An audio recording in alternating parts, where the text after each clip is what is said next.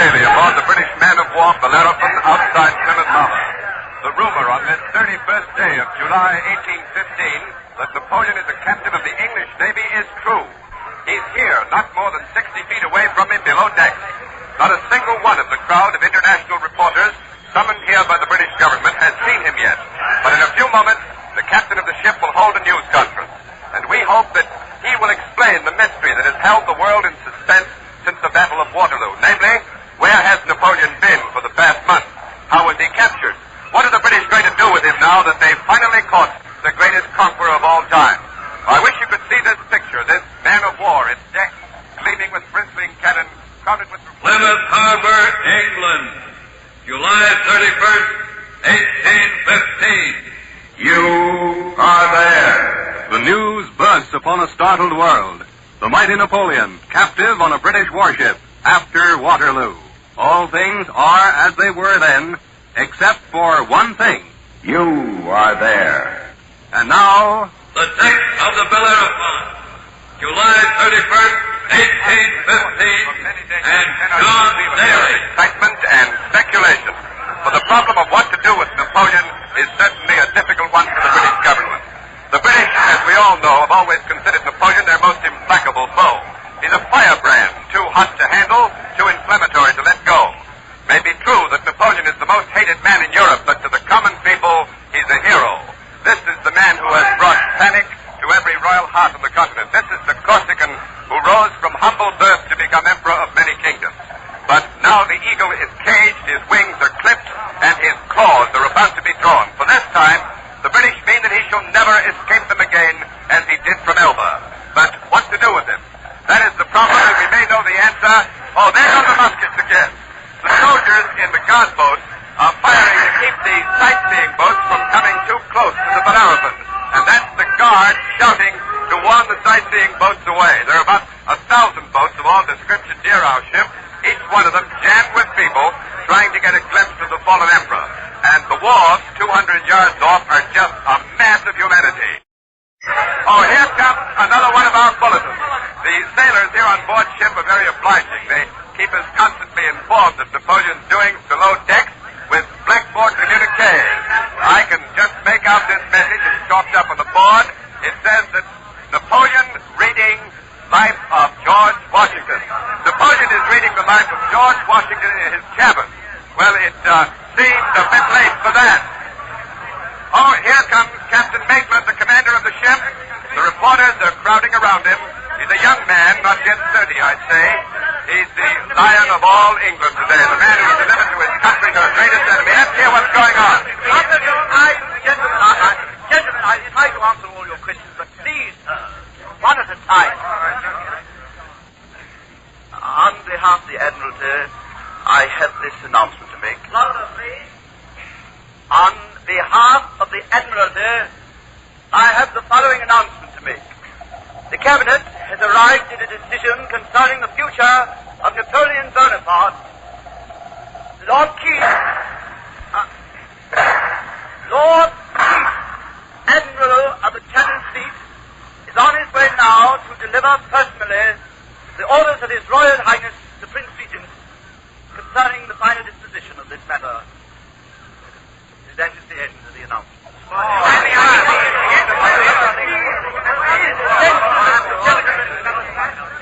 Please. I know no more about it than you do, sirs. Louder, please. I know no more about it than you do. I know nothing of what is contained in the announcement. Lord Keith should be here in a matter of minutes. Meanwhile, if there are any other questions, I should be happy to answer them. All right. One at a time, please. Well, Captain Maitland, can you tell us how Napoleon was captured? Napoleon was not captured. He gave himself up voluntarily. Impossible. Napoleon would never give himself up. Never. If the gentleman from Prussia does not believe my statements, he need not accept them. Well, where did this voluntary surrender take place, Captain? At Rochefort Harbor on the west coast of France. I gave His Majesty every assurance. By His Majesty, I presume you mean Napoleon. That is correct. It has been our habit, while he's been aboard our ship, to call him His Majesty. This is never too great an effort on the part of any Englishman. Napoleon is an upstart and never deserved any royal title. That may be a Russian view. It is not mine. Captain, you promise Napoleon an asylum in England? I think you will recall that this hypothesis is nowhere to be found in any of my statements. Well, sir, do you and your men observe all courtesies usually accorded an emperor? Wherever possible, we maintain the proper attitude. Captain, our American listeners would like to know what that means. For American listeners, it means that Englishmen always try to do the right thing at the right time. I'm sure of that, sir. Do you dine with Napoleon, Captain? I do. I see. Well, who sits at the head of the table? His Majesty. Thank you. Now, Captain Maitland, would you mind telling us your personal impression of Napoleon? I should be delighted, sir.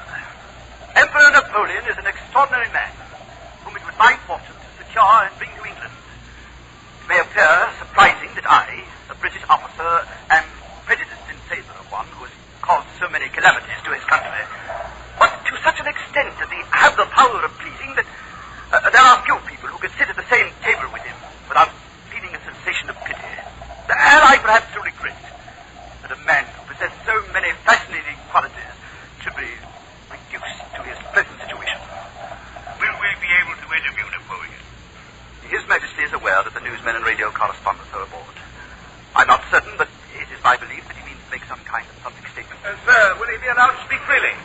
It is the policy of our government at all times to present all sides of all questions. Thank you, gentlemen, for your patience. And for speaking one at a time.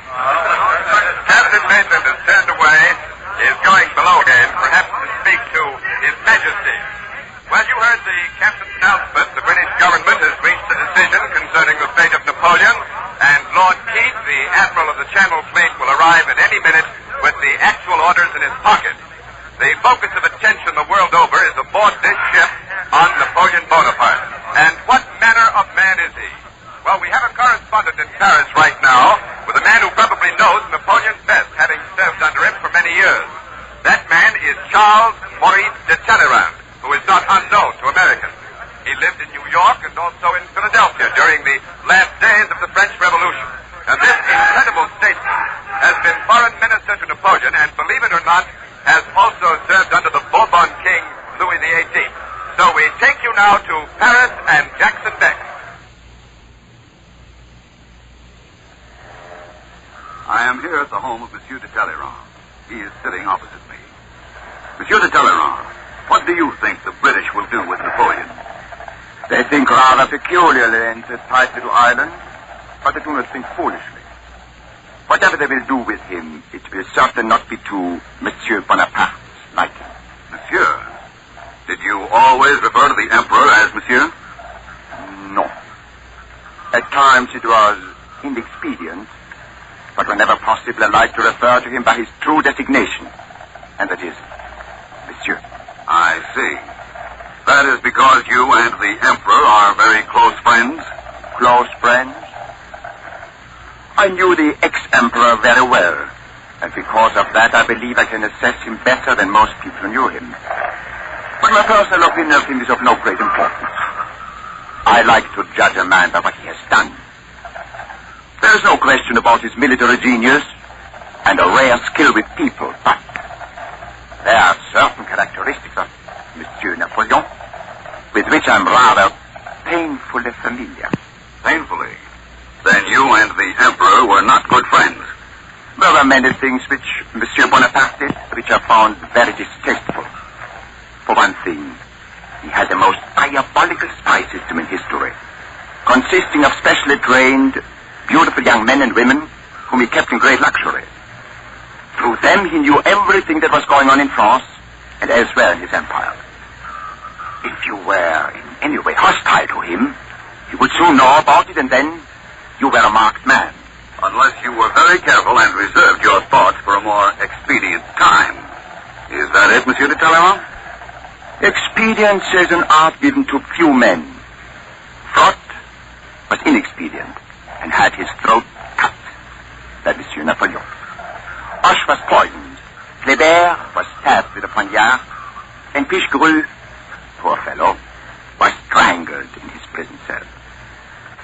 Not to mention a few other misdemeanors of Monsieur Napoleon, such as the massacres at Lodi, Pavia, Venezia, the Italian frontier, the slaughter of the Arabs in Palestine, the murder of the French people on the steppes of Saint-Roch. Oh, yes. Behind the glitter of Napoleon is a bloodthirsty soul. He would sacrifice untold lives to further his vanity and ambition. Then you have no concern over the fate of your ex-emperor. I'm sorry, but I do not feel sorry for Monsieur Bonaparte. Thank you, Monsieur de Talleyrand. This is Jackson Beck returning you now to John Daly aboard the Bellerophon in Plymouth Harbor, England. Lord Keith has not arrived with the orders from London as yet, since Napoleon is apparently still in his cabin. However, according to the last Blackboard communique, he has switched from reading the life of George Washington to playing 21, or just plain ordinary blackjack, as we call it at home.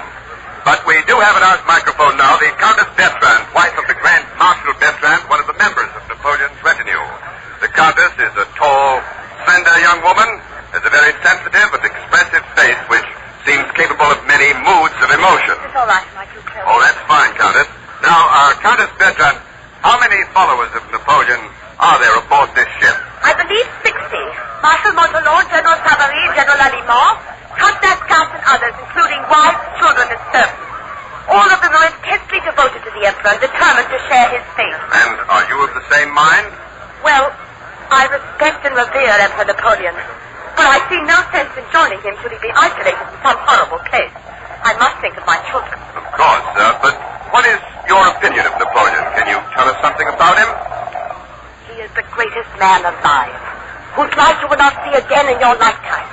He's a man of fire and determination who always has his way with everyone. Emperors usually do. Yes, but Napoleon only had his way in order to better accomplish his great project. He is not bloodthirsty as people say. I know him to be kind, forceful, and generous. But when some great end is at stake, I can assure you he can be as firm and unyielding as a stone wall. Countess Bertrand, how do you happen to be able to speak English so well with hardly a trace of an accent? I have no accent. I was born an Englishwoman. My maiden name was Dillon. Thank you, Countess Bertrand. And now here is Monsieur Marchand, Premier Valet to Napoleon. Monsieur? Monsieur Marchand, oh, excuse me a minute. The soldiers in one of the guard boats are firing again at a small sightseeing craft that's trying to get up close to the Bellerophon. The boat is jammed with sightseers. They're shouting and calling out that they want to have a look at phony parts, as they call them. The sightseers are disregarding those shots entirely this time and coming straight on. And there goes the guard boat after them to change their mind. They're going to run them down. They have. They've rammed that little boat. It looks like it's going to turn over. No, the boat has righted itself, but still 4 or 5 people were knocked overboard, and they're floundering around in the waters, trying to swim back toward the boat. They're pulling them back in one by one, and I think, yes, they've all been pulled back into it, and the guard has won them away. This time they're rowing back to shore just about as fast as they can. Well, this is just one reporter's opinion, but it seems to me that was rather unnecessary and cruel. It might very easily have ended tragically. What do you think, Monsieur Marchand? It was not a nice thing to do. Well, now, Monsieur Marchand, as valet to the Emperor, I know that... Premier valet. Oh, I'm sorry. Well, as Premier valet to the Emperor, what does he like to work for? He is a man. Sometimes he is good, sometimes he is bad. When he is bad, I scold him. You want to know? How can a valet scold an emperor? Maybe. Not only do I scold him, but when his orders are not right, I pay no attention to them. Well, that doesn't sound like the stories we've heard about him. Stories. What? There is a story that Napoleon sleeps 1 hour a night. Do you believe it? Well... I know for a fact that he sleeps 4 hours a night. Well, that's not much. There is a story that Napoleon eats only once a day. At the Tuileries, we always had fowls roasting in different states. The Emperor not only ate 3 meals a day, but had, snacks all night long. Well, what about this? I've heard it said that Napoleon never spent more than 20 minutes at a meal. Now you have heard correctly. He is a man of restless energy.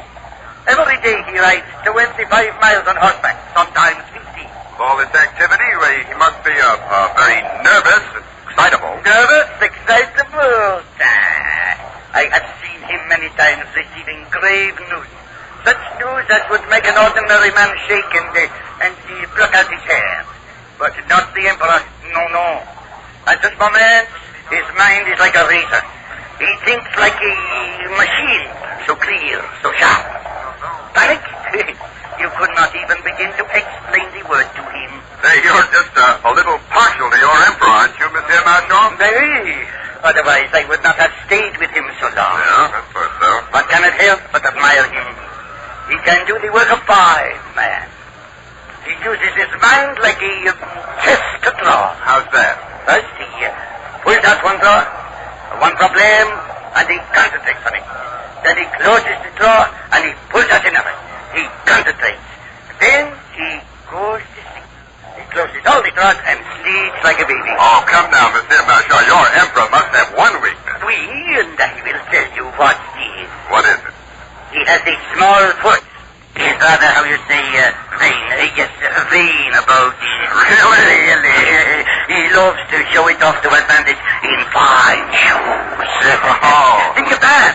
An emperor. Even as you and I. Oui. And I will tell you another weakness.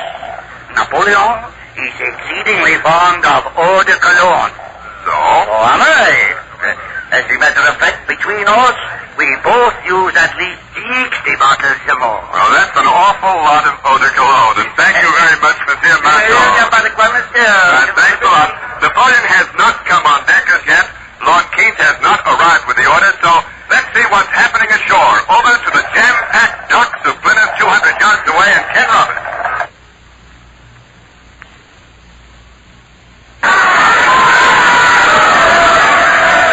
I'm standing in the midst of one of the biggest crowds I've ever seen. Wherever there's a foothold, you'll find a disturbance there of feet. So far, several people have been pushed into the harbor. It's incredible for some of the spectators who are wearing pink carnations. As you know, that is a symbol of the French Republic. The English have suffered grievously at the hands of Napoleon, yet here they are in a holiday mood about it all. There's even a band of wandering minstrels picking up an extra shilling or two, playing English airs. I'm going to ask some of the people in this crowd to come up and give you their opinions of Napoleon. Oh, Miss, would you like to step up here for a moment? Boy, for fight you, come along. That's better. Now, what's your name? Well, Dingle directly into the mic. Now, what's your name? Mary Horgan. That's fine. Now, what do you think of Napoleon being here in Plymouth? Just a moment, please. A boy in the crowd has been kicked by a horse. That's quite a trick in these crowded quarters. He's been kicked in the feet with a feather. What? Yes, it's... Oh, well, our friend Molly here. Our friend Molly has gone and left us. Would you like to say something into the microphone? Oh, yes. My name is Cincinnati. I'm a crowd of explosion, please, sir. Married, 2 children. I've been standing here since the break of day. Well, what do you think of Napoleon, Mr. Hayes? I was just talking about old Bodie to my cousin Tom. Yes? He lost a leg at Trafalgar. He doesn't hate him. Well, do you? Oh, why should I hate him? I don't hate him. He's never done anything to me, of course. Oh, I'm glad they caught him, but I don't hate him. No, I don't think I hate him. Well, that's fine. You don't hate him. Thank you, Mr. Hayes. And there's another thing now. My nephew Courtney, he fought against so Thank you very, very much, Mr. Hayes. And what's your name, miss? It's Molly Grayson. Well, what's your opinion of Napoleon? Well, sir, I can't say. I've never met the gentleman. Well, you must be glad they caught him. Oh, I suppose so, sir. He has fetched us a lot of trouble. He certainly has. The biggest troublemaker since Julius Caesar. All the same, he must be a very fascinating man. I hear he's a gentle with the women. Yes, Miss Grayson, so they say. I saw a picture of his wife, Marie Louise. Not a very handsome woman. You think so? I should imagine he could have done better for himself. Well, he's not so handsome either. Oh, I wouldn't say that, sir. He has a very interesting face from the pictures. I should imagine that he'd be very charming to talk to. I'm sure he is. And thank you, Miss Grayson. Goodbye, sir. And here's a gentleman who's been listening to us. What do you think of Napoleon, sir? I do not like him. I think he's a monster. I hope he gets his just desserts. It's Napoleon. It's he. He's standing on the poop deck of the Bellerophon. He's standing there looking at the crowd. The crowd here has spotted him. They're going crazy with excitement. They're taking their hats off, cheering, jumping up and down. There goes Napoleon's old army cheer. Some of the other people have started it. Boom, boom, Napoleon. Boom, boom, Napoleon. The wandering minstrels are marching in as if he were their own king. Women are waving their bonnets at him, throwing kisses. Mothers holding up their children to see him. And Napoleon is bowing back. He's acknowledging the crowd. This whole thing is unbelievable. If I weren't right in the middle of this crowd, I wouldn't believe it. The crowd is in a carnival spirit. Several more people have fallen into the harbor. It will be a miracle if nobody is drowned this day. And now Napoleon is leaving the poop deck, so over to John Daly.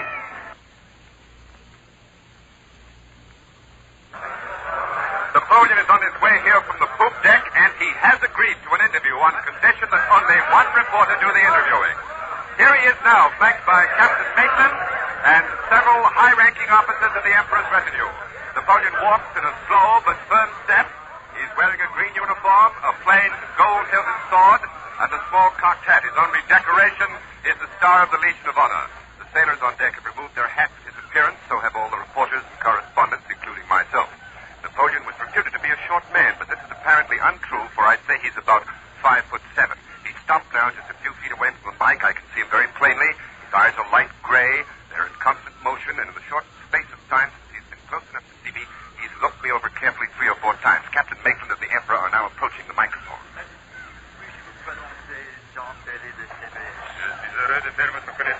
C'est un honneur pour moi, sire. Sire, would you be good enough to speak in English? I understand English, but do not speak it very well. Would you oblige me by speaking in French? I would be very happy to do so, sire, but for the benefit of our American listeners... Alors, we will speak in English, and I will try to make myself understood. Thank you, sire. Sire, who do you think is the greatest military leader today? I am.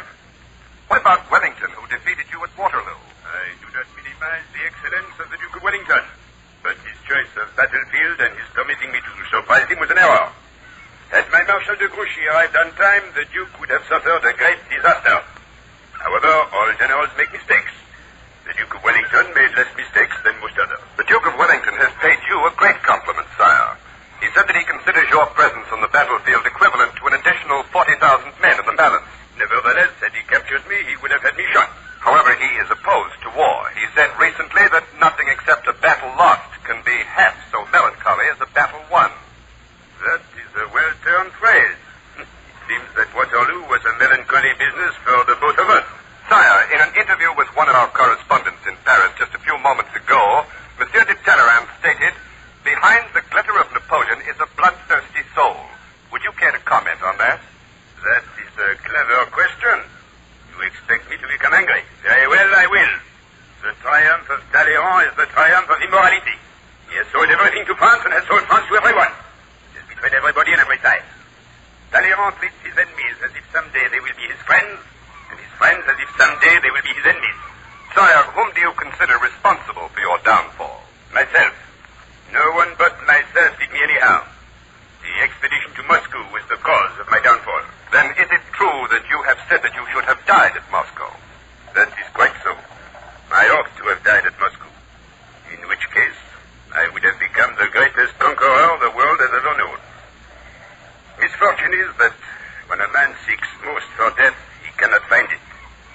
Men were killed all around me, before, behind, everywhere, but for me, no bullet. Well, sire, whom do you think helped you most in your rise to power? Myself.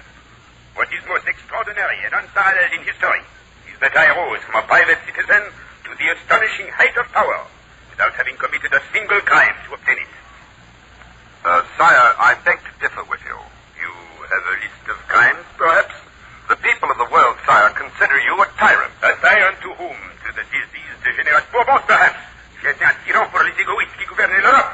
Mais je n'ai pas été un tyran pour les Français. Is speaking volubly in French, saying he was a tyrant only to royalty, never to the people of France. The people of the army considered him a tyrant. He says they would never have rallied to him after Elba.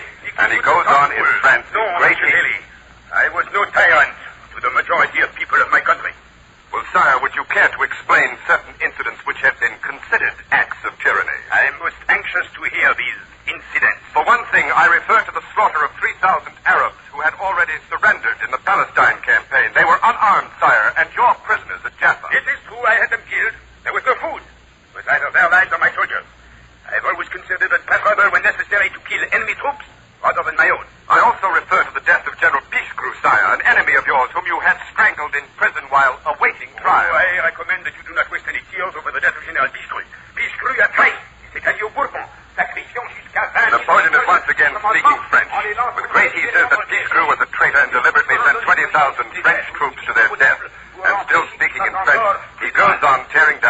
had precious few people executed, Monsieur Davy. And never for any personal reason or for revenge. But always because they were enemies of the people. Whatever you may... Lord Keith has arrived. He's being piped over the side. Napoleon has turned his back to us. He's staring out over the ocean. He seems to be terribly alone.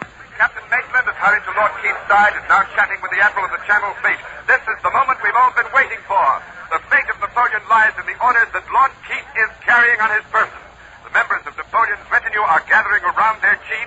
He has still not spoken a word to anyone since he left us. He still gazes abstractly towards France. Countess Bertrand is there. Monsieur Marchand. We also recognize General Savary and Lanimont. Countess Bertrand looks very pale. She leans against the railing. Now, Lord Keith and his group are approaching Napoleon and his retinue. Napoleon has turned. He looks directly at Lord Keith. He stands firmly, legs slightly apart, waiting in his now famous pose. Comment se porte aujourd'hui, Votre Majesté? Très bien, très bien. Sire, I have with me the orders of the Prince Regent's government concerning your disposition. May I have your permission to read it? Allez-y. Lord Keith, uncapping a tube, withdraws the orders. His face is a blank. He clears his throat, casts a quick look at Napoleon, who stares at him imperviously. From His Royal Highness, the Prince Regent of England, to General Bonaparte. It would have been inconsistent with our duty towards our country, and the allies of England, if General Bonaparte possessed the means of again disturbing the repose of Europe. It is on this account that it becomes absolutely imperative to restrain his personal liberty. The island of St. Helena has been chosen as his future residence.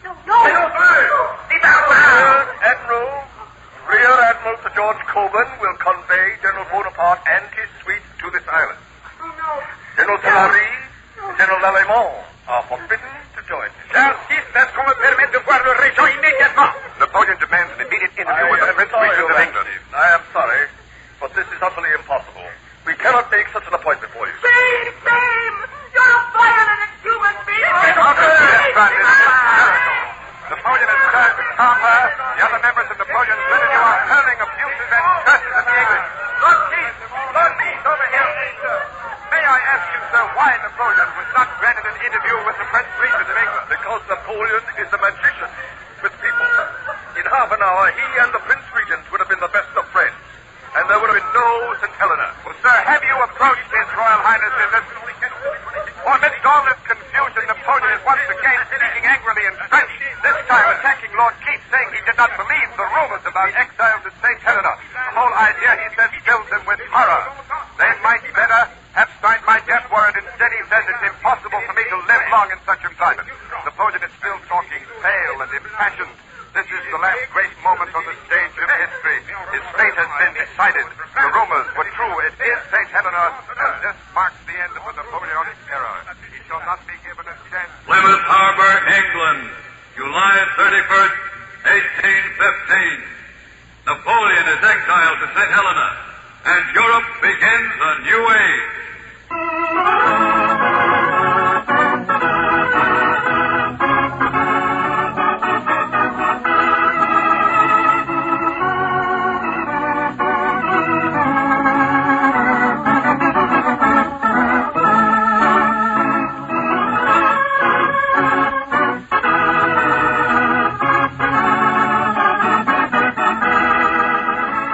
You've been listening to The Exile of Napoleon, another broadcast in the series You Are There. This program was presented originally by CBS, the Columbia Broadcasting System, and came to you through the United States Armed Forces Radio Service, the voice of information and education.